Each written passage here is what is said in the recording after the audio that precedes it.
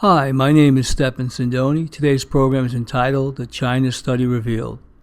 I'll be sharing with you excerpts from a book co-authored by Dr.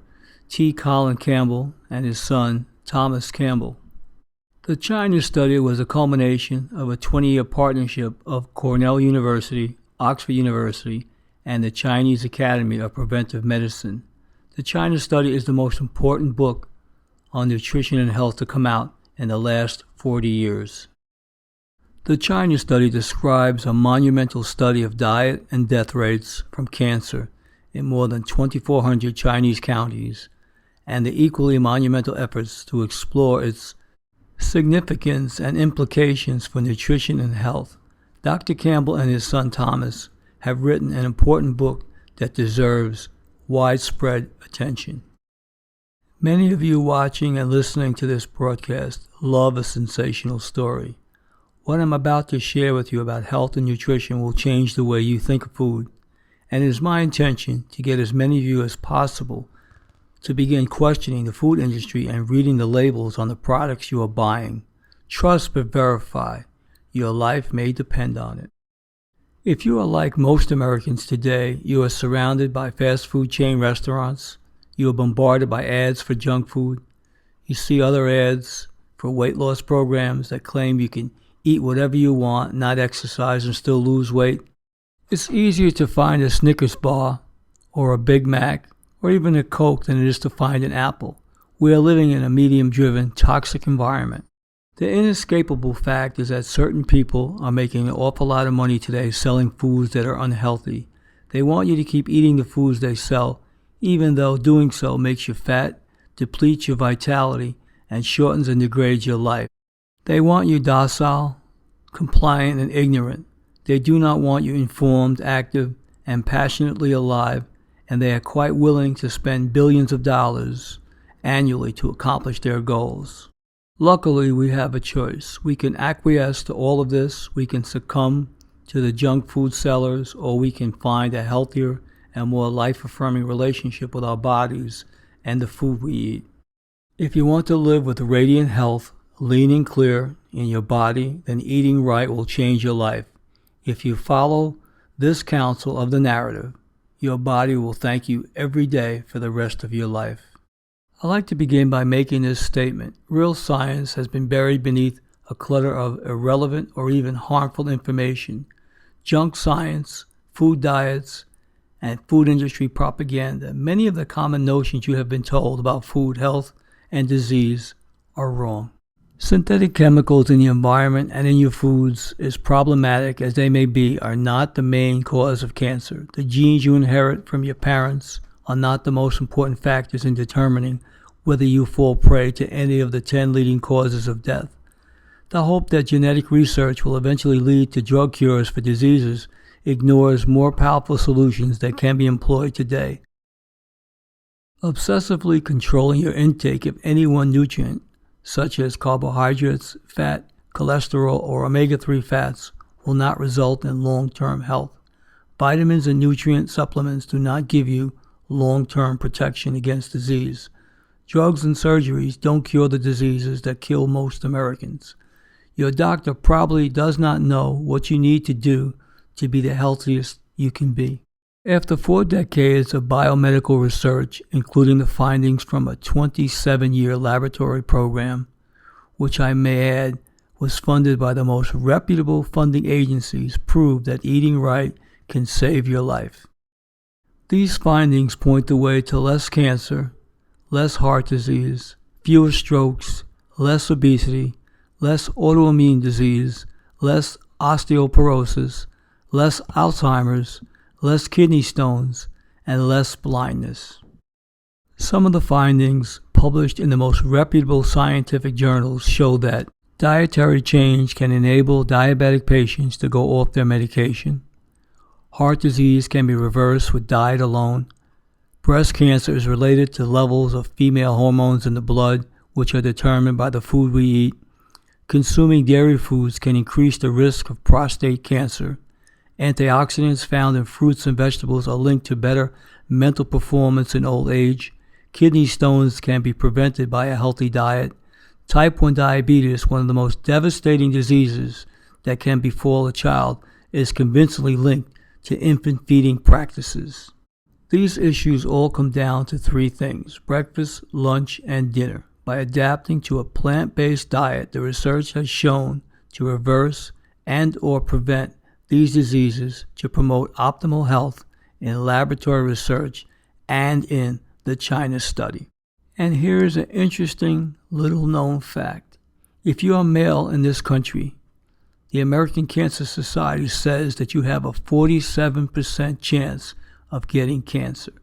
If you are female, you have a 38% chance of getting cancer. The rates Americans die from cancer are among the highest in the world, and it has been getting worse. Despite 30 years of the massively funded war on cancer, we have made little progress. Contrary to what many believe, cancer is not a natural event. Adopting a healthy diet and lifestyle can prevent the majority of cancers in the United States. Old age can and should be graceful and peaceful. Americans are rapidly becoming the heaviest people on earth. Overweight Americans outnumber those who maintain a healthy diet. Our rates have been skyrocketing over the last several decades. According to the National Center for Health Statistics, almost a third of the adults 20 years of age and over in this country are obese. Diabetes has also increased in unprecedented proportions. 1 out of 13 Americans now have diabetes, and that ratio continues to rise. Two of the most frightening statistics show that diabetes among people in their 30s has increased by 70% in less than 10 years, and the percentage of obese people has nearly doubled in the past 30 years. According to the American Heart Association, over 60 million Americans currently suffer from some form of cardiovascular disease, including high blood pressure, stroke, and heart disease. One of the most well-regarded voices representing the medical community, the Journal of the American Medical Association, included a recent article by Barbara Starfield, MD, stating that physician error, medication error, and adverse events from drugs or surgery kill 225,400 people per year. That makes our healthcare system the third leading cause of death in the United States, behind only cancer and heart disease. The last and largest category of deaths in these groups are the hospitalized patients who die from the noxious, unintended, and undesired effects of a drug which occurs at normal doses. Even with the use of approved medicines and correct medication procedures, over 100,000 people die every year from unintended reactions to the medicine that is supposed to be reviving their health. The same study found that 7%, 1 out of 15 of all the hospitalized patients have experienced a serious adverse drug reaction, one that requires hospitalization, prolonged hospitalization, is permanently disabling, or results in death. All the people took their medicine as directed. Oops, we didn't mean that to happen. Americans pay more for their health care than any other country in the world. We spend over $1 trillion in health care in 1997. In fact, the cost of our health care is spiraling so far out of control that the Healthcare Financing Administration predicted that our system would cost $16 trillion in 2030. The World Health Organization ranked the United States 37th best in the world according to healthcare system performance. Too often in the United States, a doctor's treatment decisions are made on the basis of money, not health. Many of us have spent awful times in hospitals or in nursing homes watching a loved one succumb to disease. Perhaps you've been a patient yourself and you know firsthand how poorly the system sometimes functions. Isn't it paradoxical that the system that is supposed to heal us too often hurts us? So what can we do about it? We could begin by reading and educating ourselves and altering our diets and lifestyles. Do not become one of those many people who become a statistic that I have mentioned. So what is the prescription for good health? In short, it is about the multiple health benefits of consuming plant-based foods and the largely unappreciated health dangers of consuming animal-based foods, including all types of meat, dairy, and eggs. Eating the right way not only prevents disease, but also generates health and a sense of well-being both physically and mentally. World-class athletes have discovered that consuming a low-fat, plant-based diet gives them a substantial edge in performance. In the laboratory, experimental rats were fed a diet similar to the usual American fare, rich in animal-based protein, and compared them with other rats fed a diet low in animal-based protein. Those fed the low animal protein exercised substantially more with less fatigue than those fed the type of diet that most of us eat. This was the same effect observed by the world-class athletes. In a laboratory experiment in India, Indian researchers have studied two groups of rats. In one group, they administered the cancer-causing aflatoxin and then fed the rats a diet that was composed of 20% protein, a level near what many of us consume in the West. In the other groups, they administered the same amount of aflatoxin, but they fed a diet that was only composed of 5% protein. Incredibly, every single animal that consumed the 20% protein diet had evidence of liver cancer, and every single animal that consumed the 5% protein diet avoided liver cancer. It was a 100-0 score, leaving no doubt that nutrition trumped chemical carcinogens, even when potent carcinogens in controlled cancer were added. The findings from these experiments were shocking. Low-protein diets inhibited the initiation of cancer by aflatoxin, regardless of how much of this carcinogen was administered to these animals. But that's not all. The researchers found that the protein that promoted cancer was casein, which makes up 87% of cow's milk protein that promoted all stages of the cancer process. The proteins that were found that did not promote cancer were from plants, including wheat and soy. As this picture came into view, it began to challenge and shatter some of the most cherished assumptions. Their experimental animal studies didn't end there. Dr. Campbell went on to direct the most comprehensive study of diet, lifestyle, and disease ever done with humans in the history of biomedical research. There was a massive undertaking jointly arranged through Cornell University, Oxford University, and the Chinese Academy of Preventive Medicine. The New York Times called it the Grand Prix of epidemiology. This project surveyed a vast range of diseases and diet-lifestyle factors in rural China and more recently in Taiwan. More commonly known as the China Study, this project eventually produced more than 8,000 statistically significant associations between various dietary factors and disease. What made this project especially remarkable is that among the many associations that are relevant to diet and disease, so many pointed to the same findings. People who ate the most animal-based foods were associated with adverse effects. People who ate the most plant-based foods were the most healthiest and tended to avoid chronic diseases. These results cannot be ignored. From the initial experimental animal studies or animal protein to this massive human study on dietary patterns, the findings prove consistent. The health implications of consuming either animal or plant-based nutrients were remarkably different.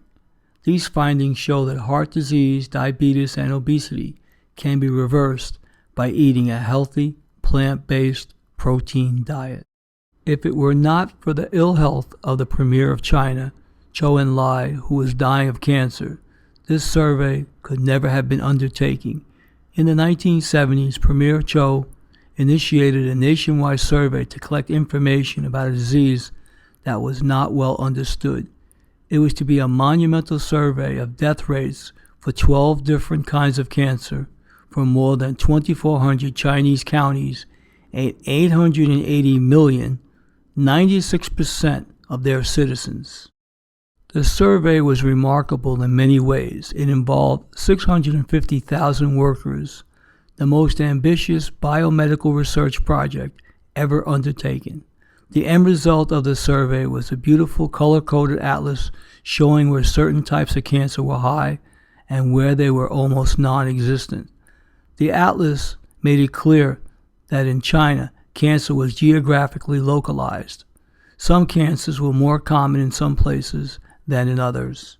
The authors of a major review on diet and cancer prepared for the United States Congress in 1981 estimates that genetics only determine about 2 to 3% of the total cancer risk.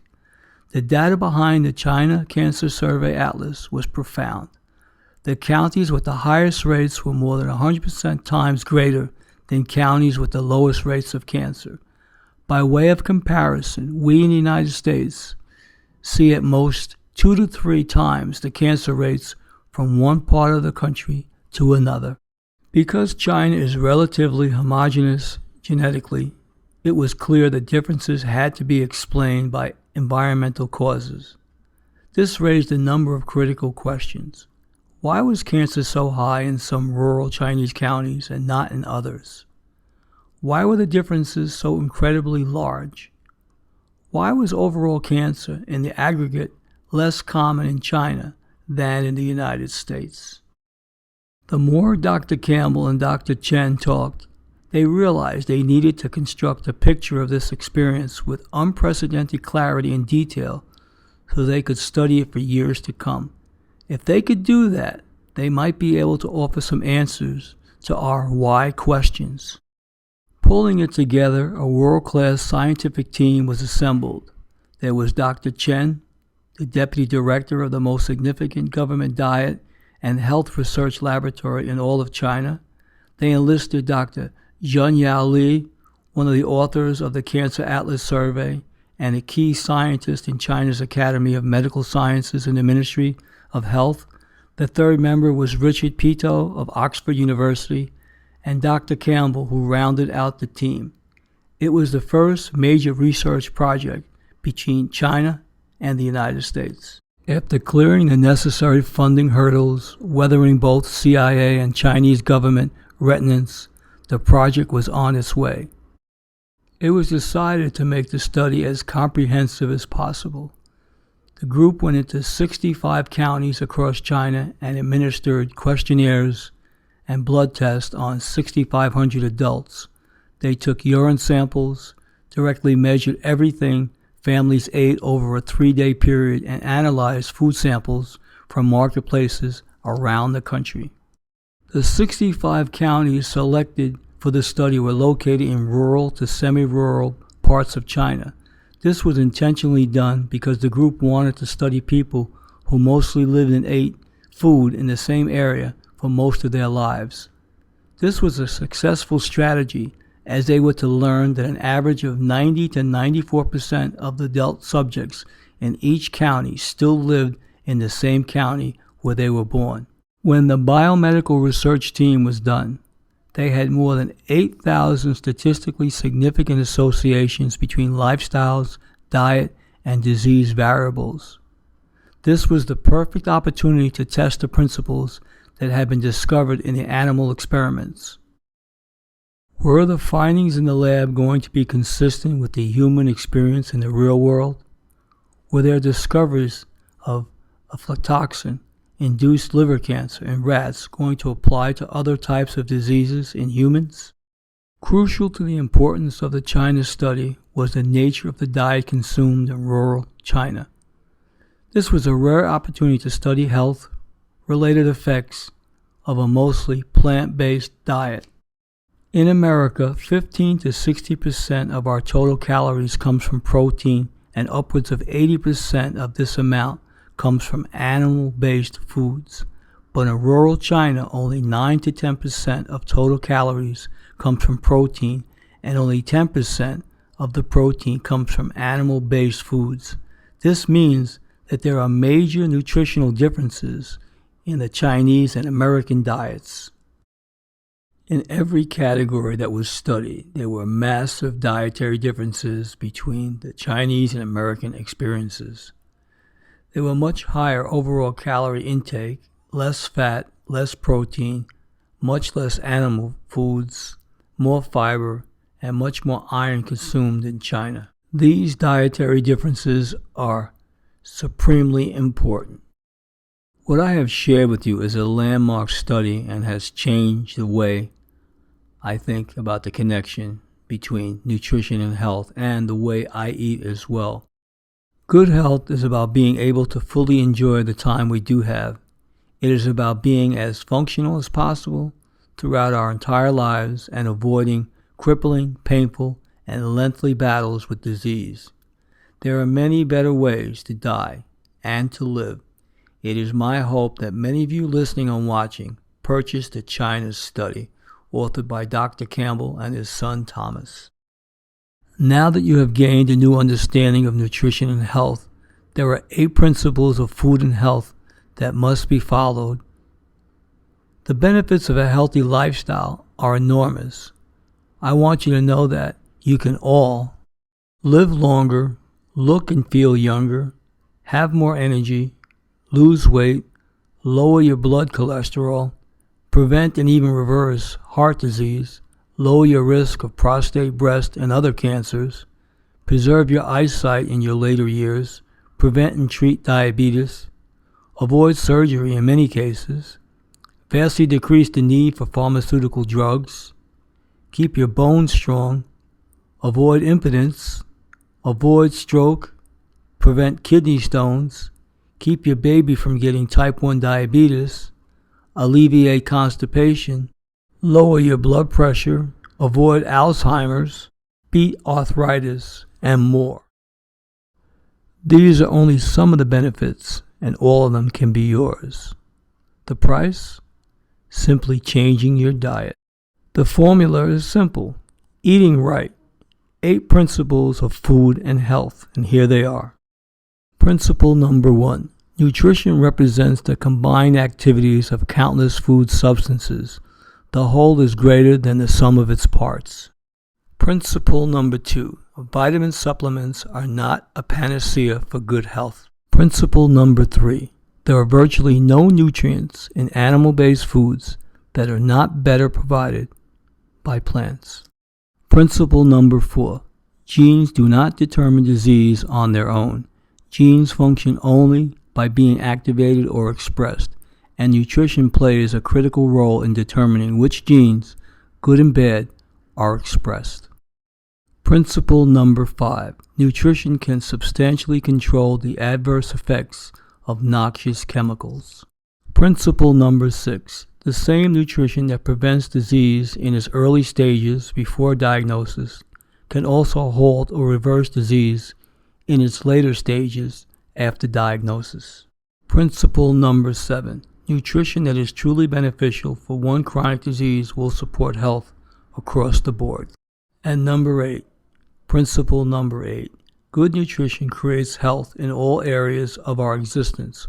All parts are interconnected.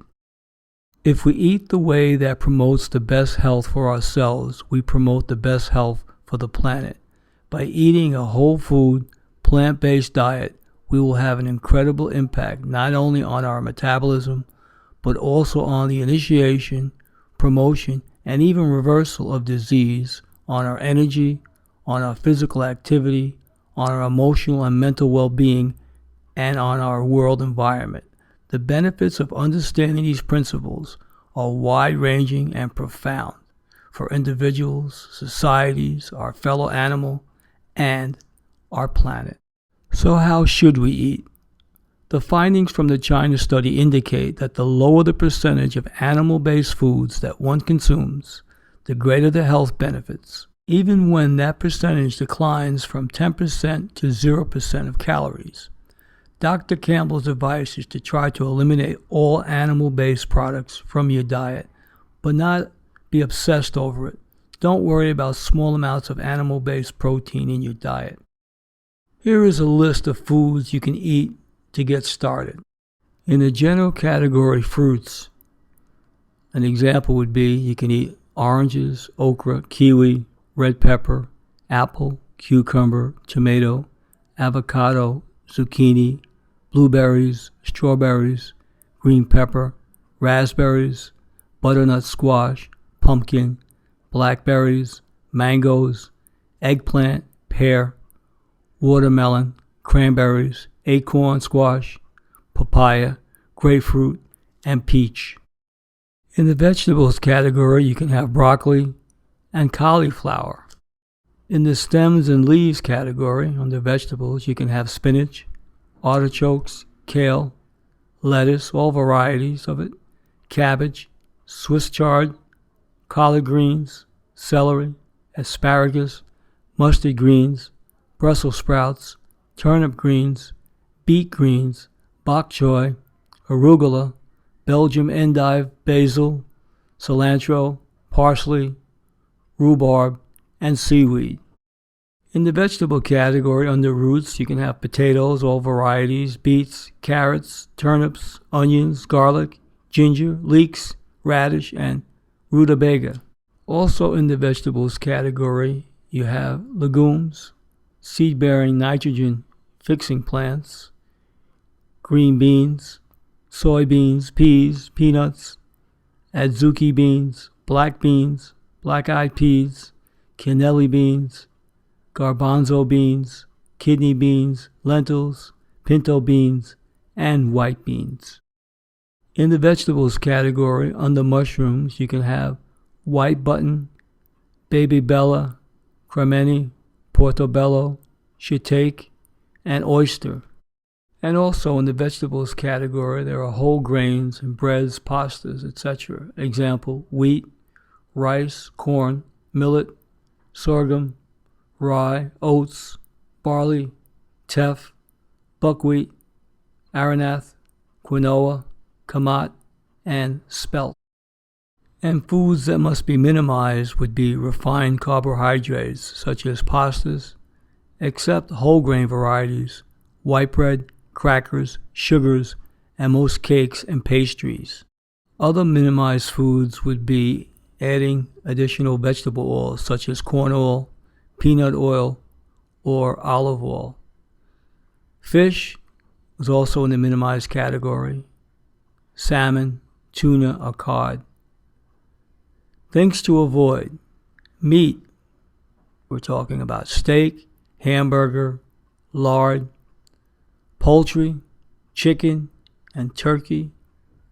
Avoid dairy, cheese, milk, and some yogurts. Avoid eggs and egg products with a high egg content.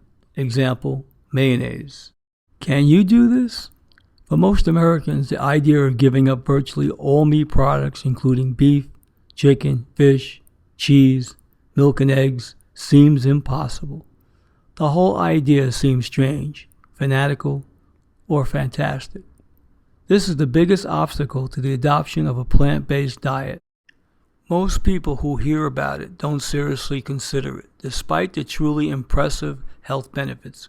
If you are one of these people, if you are curious about these findings, but know in your heart that you will never be able to give up meat, then I know that no amount of talking will ever convince you to change your mind. You have to try it. Give it 1 month. You've been eating cheeseburgers your whole life. A month without cheeseburgers won't kill you. A month isn't enough time to give you any long-term benefits, but it's long enough for you to discover 4 things. There are some great foods you can eat in a plant-based diet that you otherwise may never have discovered. You may not be eating everything you want, and you'll still have probably the desire for meat, but you will be eating lots of great, delicious foods. The second thing, it's not all that bad. Some people take to this diet very quickly and love it. Many take months to fully adjust to it, but almost everyone will find that it's a lot easier than they thought. The third thing you'll discover is you'll feel better. Even after only a month, most people will feel better and likely lose some weight too. Try having your blood work done before and after, odds are you'll see significant improvement in even that period of time. And number 4, most importantly, you'll discover that it is possible. You may love the diet or you may not, but at the very least, you'll come away from your 1 month trial knowing that it's possible. You can do it if you choose to. All the health benefits discussed in this video are not just for Tibetan monks and fanatical Spartans. You can have them too, but it is your choice. If you take me up on my suggestion of trying a plant-based diet for 1 month, there are 5 main challenges you'll likely face. In the first week, you may have some stomach upsets as your digestive system adjusts. This is natural. It is nothing to worry about and doesn't usually last long. You also might put some time into this. Don't begrudge the time. Heart disease and cancer take time too. Specifically, you'll need to learn some new recipes, be willing to try new dishes, discover new restaurants. You'll need to pay attention to your tastes and come up with meals that you really enjoy. And this is the key. You'll need to adjust psychologically. No matter how full the plate is, many of us were trained to think that without meat, it's not a real meal, especially a dinner. You'll need to overcome this prejudice. You may not be able to go to the same restaurants you used to go to, and if you can, you certainly won't be able to order the same things. This takes some adjustment. Your friends, family, and colleagues may not be supportive. For whatever reasons, many people will find it threatening that you are now a vegetarian or vegan. Perhaps it's because deep down they know their diet isn't very healthy and find it threatening that someone else is able to give up unhealthy eating habits when they cannot. And I'd like to offer you a few pieces of advice for your first month. In the long term, plant-based eating is cheaper than animal-based diet. But as you learn, you may spend a little extra money trying things. Do it. It's worth it. Eat well. If you eat out, try lots of restaurants to find some great vegan dishes.